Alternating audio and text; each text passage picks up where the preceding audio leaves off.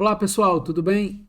Como eu prometi para vocês, eu vou entregar aqui um material que vai servir de revisão e também como uma forma de nos prepararmos para a nossa próxima aula na semana que vem, tá bom?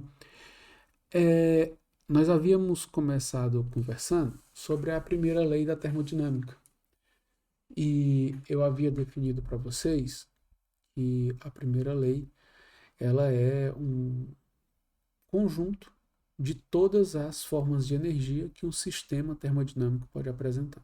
Falamos isso, lembrando? Lembra disso aí, né? Então, se a gente passar aqui para uma folha, né, tem uma figura aqui que vai nos ajudar daqui a pouco a conversar um pouquinho mais sobre tudo isso. E, como eu vinha dizendo para vocês, tem a tal da primeira lei da termodinâmica, né? Então, aqui, a primeira lei da termodinâmica. A primeira lei vai nos orientar em relação a quê? A conservação da energia. Então, energia. Então, toda vez que eu pensar em um sistema, digo sistema termodinâmico, ele pode apresentar várias formas de energia, tá certo? Eu posso ter energia cinética, eu posso ter energia potencial, mecânica, eu posso ter o que mais? Eu posso ter, nós vimos, né, vibração, né? A molécula pode vibrar. Nós podemos eventualmente ter rotação, né? Lembra aquela história que eu falei para vocês de o gás monoatômico só vai vibrar 3 graus de liberdade. Se for diatômico, poliatômico, ele vai vibrar e rotacionar. Então nós temos 5 graus de liberdade.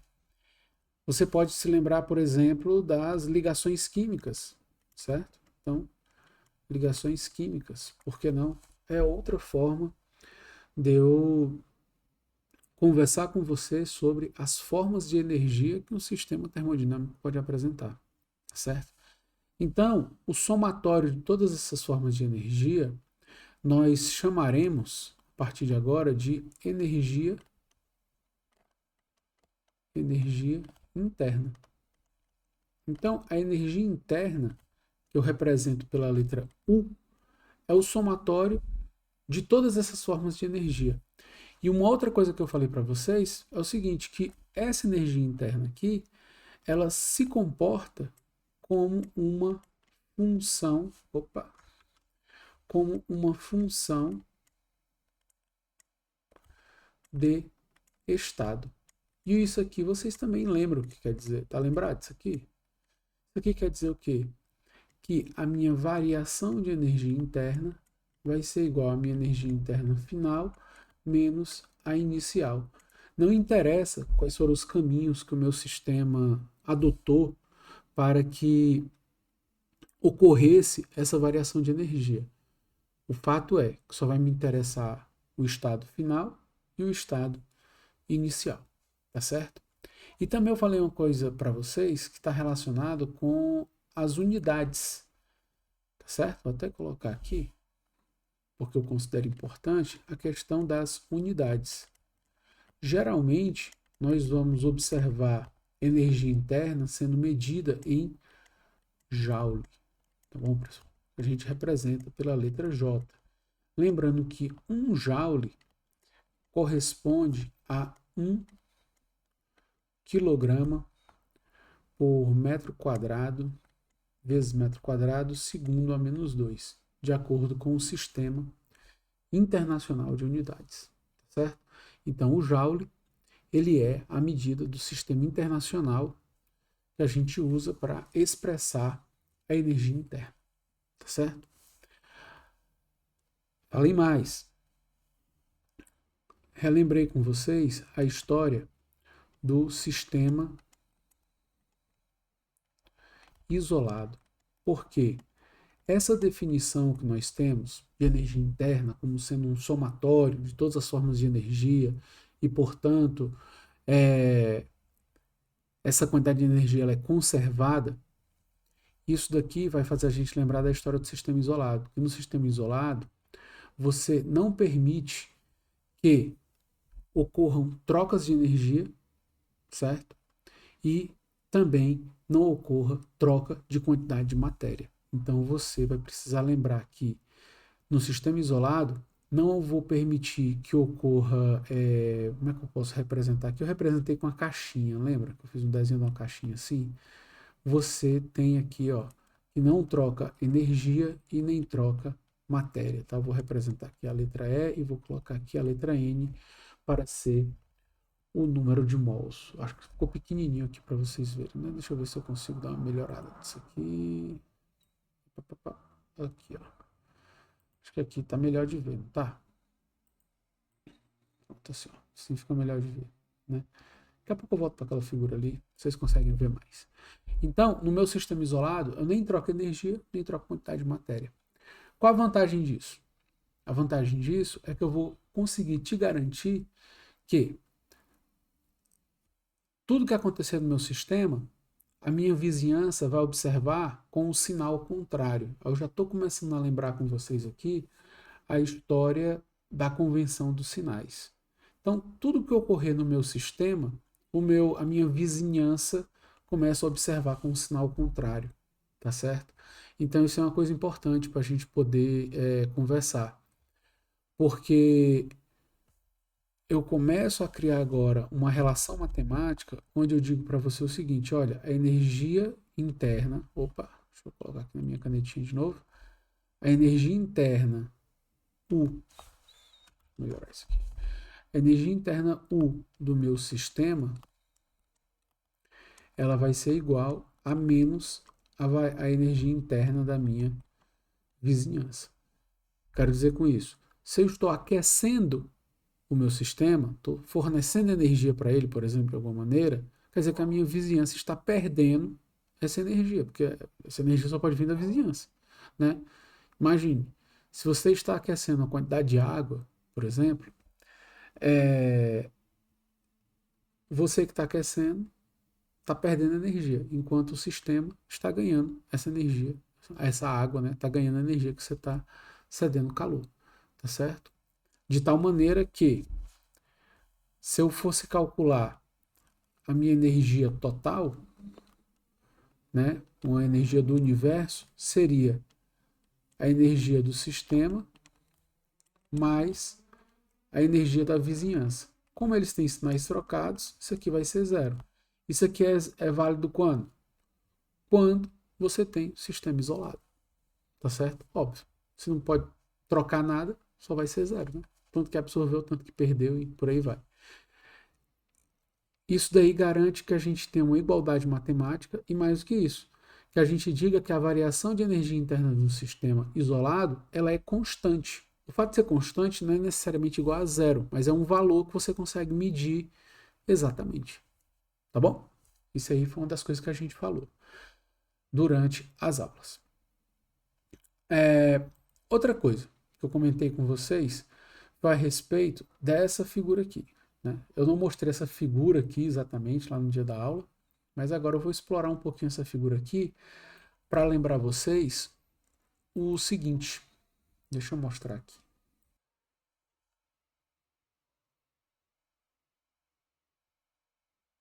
Bom, voltei a gravar aqui. Então, o que eu ia falar com vocês? Essa figurinha aqui ela tem a ver com a variação da energia interna. Então, vai existir uma maneira que eu tenho de fazer essa variação da energia interna. Como que isso vai acontecer? A variação da energia interna ela vai ocorrer através de duas formas.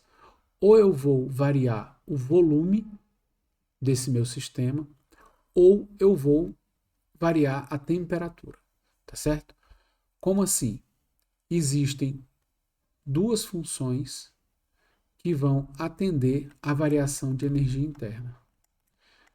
Uma delas se chama calor, que eu represento pela letra Q, calor, e outra se chama trabalho, que eu represento pela letra W, tá certo? Então, calor e trabalho. Ou eu vario o volume, ou eu vario o calor. No caso, a nossa substância de trabalho aqui são os gases ideais. Lembra dos gases ideais? Então, eles não interagem, choques perfeitamente elásticos, ocupam o maior volume possível. Né? Isso aqui ajuda bastante a entender as coisas. Tem uma equação de estado, PV igual a nRT, facilita bastante a forma que a gente tem de começar a entender como é que isso aqui tudo funciona, tá certo? Então, para eu variar a energia interna do meu sistema, eu vou fazer com que ou varie o volume, que eu vou chamar essa variação de volume associada ao trabalho, ou eu vou variar a temperatura. Essa variação de temperatura eu vou chamar de calor por enquanto. Nessa figura aqui, especificamente, que a gente tem o seguinte: imagine que você tem um reservatório com água, tá certo? E aí você tem um sistema com uma hélice, como está montado aqui, uma rodando e um pezinho, tá certo? À medida que esse pezinho aqui subir e descer, essa hélice vai se movimentar. Então você já entendeu que o movimento está associado a uma coisa mecânica. Se é mecânico, é trabalho. Assim como o volume, variação de volume é algo mecânico. Né? Então é trabalho. Então estou realizando trabalho, o que eu vou observar é um aumento da temperatura. Tá certo? E esse aumento da temperatura vai fazer com que ocorra, por exemplo, um excedente de temperatura desse meu sistema que contém água em relação à vizinhança. Se tem um excedente, a tendência é que o excesso de temperatura, né, o calor, vá ser transferido. Então vá para outro sistema, tá certo? Fazendo com que esse outro sistema também perceba essa variação de temperatura. Mas, por enquanto, eu queria que você ficasse só com a ideia de que se eu realizar trabalho, eu vou variar o volume, tá certo? E se eu estou variando o volume, eu vou fazer com que esse sistema aumente e diminua de tamanho, depende da quantidade de trabalho que eu venha a realizar. E isso vai gerar uma variação de temperatura. Lembra da história que eu disse para vocês agora, que a variação de energia interna de um sistema isolado é igual a zero?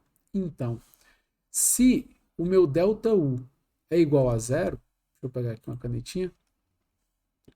Se eu disse que meu ΔU num sistema isolado é igual a zero, então quer dizer que todo o calor que fornecer para esse sistema deve ser convertido em trabalho. Olha aí. E aqui eu já aproveito para lembrar você da convenção dos sinais. Né? Na convenção dos sinais, você lembra, se o sinal é positivo, quer dizer que tem energia entrando no meu sistema. Se o sinal é negativo, tem energia saindo do meu sistema. E nesse caso aqui, a energia que eu estou falando é o calor, através do aquecimento ou do resfriamento, e no caso do sinal positivo, eu posso estar aquecendo, né? Se eu vou aquecer, eu vou fazer com que esse meu sistema varie o volume, então ele vai expandir. Se ele expandiu, quer dizer que ele realizou o trabalho. Então, se ele realizou, o sinal é negativo. Tá certo? Então, o sinal positivo e negativo, a convenção dos sinais, está tudo aqui para você poder relembrar isso aí de uma maneira bem tranquila. Tá bom? Pessoal, tem uma outra coisa que eu defini com vocês, que foi o trabalho. Tá certo? O trabalho, ele inicialmente eu defini com vocês como sendo F dx. Né? A força lá da física e dx seria um deslocamento na direção x. Beleza, até aí foi tudo bem. Aí depois nós fizemos uma definição para o trabalho para um gás, que ficou como menos PDV. Aqui seria o trabalho realizado contra uma pressão externa, né? Uma pressão externa qualquer. Então, aqui seria o trabalho contra uma pressão externa qualquer. Tá certo? Lembrando que esse trabalho aqui, que você está vendo, essa pressão aqui, ela é medida em Pascal. E esse volume, ele pode ser medido em metro cúbico. E Pascal vezes metro cúbico também é igual a Joule. Tá certo? Então, veja que eu estou sempre ligado na questão da unidade. Porque eu sei que muitas vezes... Eita, minha câmera balançou aqui, tirou do foco. Pronto. Porque eu sei que muitas vezes pode parecer muito difícil a gente lembrar de tantas unidades diferentes, tá certo? Então, quando eu olho para uma definição simples como essa do trabalho, eu já aproveito para relembrar da unidade, né? Existem outras formas de trabalho, com certeza, né? Você poderia pensar num elástico, né? Aí você colocaria aqui menos a tensão vezes o comprimento do elástico, tá certo? Aí que unidades você teria aqui no caso? Só para a gente relembrar um pouquinho essa história das unidades. Newton e esse comprimento do elástico, metro. Olha aí, Newton vezes metro também é joule, tá certo? Você teria, por exemplo, o trabalho elétrico, né? Que seria a diferença de potencial vezes a carga. Olha aí. Aí aqui também você teria uma forma de expressar em joule, né? O potencial se mede em volts, né? E a carga em coulomb. Então você também tem uma forma aqui de falar. Todo trabalho pode ser expresso dessa maneira aqui, em joule, tá certo? Que é a maneira mais comum da gente falar de trabalho em joule, tá bom? Existem outras unidades também, com certeza, mas a mais comum e do sistema internacional é o joule. E o trabalho que a gente tem o nosso foco direcionado aqui no caso é o trabalho de expansão e compressão dos gases, porque é o que a gente mais trabalha e é o que a gente mais usa. Por outro lado, você pode realizar trabalho em um sistema que ele é isotérmico, tá certo? O trabalho isotérmico reversível, tá? Que eu vou destacar aqui agora para você, vou só escrever aqui, que é o trabalho isotérmico reversível. O trabalho isotérmico reversível, digo reversível porque você tem aquela condição em que você garante uma certa reciprocidade, né? O tanto que você aquecer de um lado, a vizinhança percebe do outro, na mesma quantidade, de maneira infinitesimal e tudo mais. Minha câmera hoje não está me ajudando muito aqui, mas agora ficou bom. De maneira infinitesimal, é uma garantia de que você tem o sistema sempre em equilíbrio, tá certo? Ou seja, pequenas variações de temperatura no sistema vão ser percebidas na vizinhança e rapidamente equilibradas. Pequenas variações de temperatura na vizinhança, o sistema percebe e rapidamente equilibradas. Então, isso daí garante com que você mantenha a reversibilidade do processo. Agora, imagine se um gás está passando por um processo desse de compressão ou expansão, que seja, e você garante que ele é isotérmico, ou seja, ele acontece a uma temperatura constante. Então, para cada valor de pressão que você tiver, você tem um determinado volume, como nessa figura aqui, ó. Essa figura aqui, ela ajuda a gente a entender um pouquinho disso, tá certo? Essa figura aqui, deixa eu centralizar ela um pouquinho mais aqui, pronto, ó. Essa figura aqui ajuda a entender isso, ó. Veja que eu tenho uma pressão inicial, um volume pequeno. Quando eu chego na pressão final, um volume grande, eu consigo entender que em cada ponto dessa curva aqui que está parecendo uma hipérbole aqui, né? Cada ponto dessa curva aqui, eu tenho um valor de pressão que corresponde a um valor de volume. No entanto, essa variação todinha aconteceu aqui a temperatura constante. Então, como é que eu vou calcular essa área aqui? Aí você vai dizer assim, é só integrar. É claro que é só integrar, né? Mas existe uma maneira de integrar, tá certo? Existe uma maneira de integrar. E essa é a maneira que eu vou mostrar para você aqui agora. Tá certo? Que ela não é muito difícil. A gente vai partir sempre da definição que a gente tem, que o trabalho é igual a menos PDV, tá certo? No entanto, eu sei que a pressão vezes o volume é igual a nRT. Lembra que lá no começo da explicação eu falei que nós temos uma equação de estado e essa equação de estado nos ajuda? Então pronto. P é igual a nRT sobre V. Isso aqui nada mais é do que uma maneira que eu dizer que para cada valor de P eu tenho um valor de volume correspondente a uma dada temperatura, óbvio, né, que é a minha temperatura constante. Então, o meu trabalho vai ser igual a menos nRT sobre V dV. Olha só. Como eu tenho uma derivada aqui, eu vou precisar integrar. Então, o meu trabalho vai ser igual a menos integral, vou melhorar aqui essa integral, ficou muito feio, menos a integral de nRT sobre V dV. Quais são os meus limites de integração? O volume inicial e o volume final, que é a variável que eu estou analisando. Dessa maneira, vai ser igual a menos nRT, porque são constantes. Constantes não precisam integrar, né? Você vai tirar fora dessa integração, porque o número de mols é constante. R é a constante dos gases ideais e a temperatura é isotérmica, né? Então, temperatura constante. Eu fiquei com a integral do volume inicial até o volume final de 1 sobre V dV.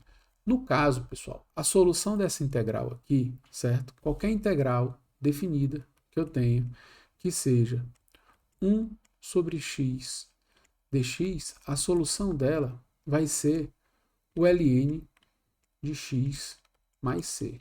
Essa aqui é a maneira como os matemáticos veem a solução dessa integral definida aqui, tá certo? Nós podemos escrever tranquilamente como sendo o ln de x2, imaginar aqui que seja o final, menos ln de x1, tá certo? Sendo assim, ó, os limites de integração 1 e 2 aqui, certo? O final menos o inicial. Ou você pode dizer que é o ln de x2 sobre x1, porque isso aqui é a propriedade do logaritmo, tá certo? Simples assim. Então você guarda essa resolução aí e vai dizer que o trabalho é igual a menos nRT ln de V2 sobre V1. Então, toda vida que o problema, o exercício, a questão que vocês estiverem resolvendo disser que foi um trabalho, um processo isotérmico irreversível, você vai cair nessa equação aqui. E aí tudo vai ficar muito mais fácil de resolver, porque você só vai precisar do volume final e do volume inicial. E ele vai te dar a temperatura com certeza absoluta, tá bom? Pessoal, com essa definição aqui super simples, eu encerro essa primeira parte aqui do conteúdo com vocês. E eu espero que você assista com calma, anote o que precisar anotar. E no próximo conteúdo, eu espero que você já tenha feito anotações sobre esse daqui. Eu vou trazer um exemplo e vou falar do calor, que a gente fez aula prática, lembra? A gente fez aula prática lá. E aí eu vou falar um pouquinho mais do calor e trazer mais alguns detalhes para a nossa aula da semana que vem. Até mais. Valeu.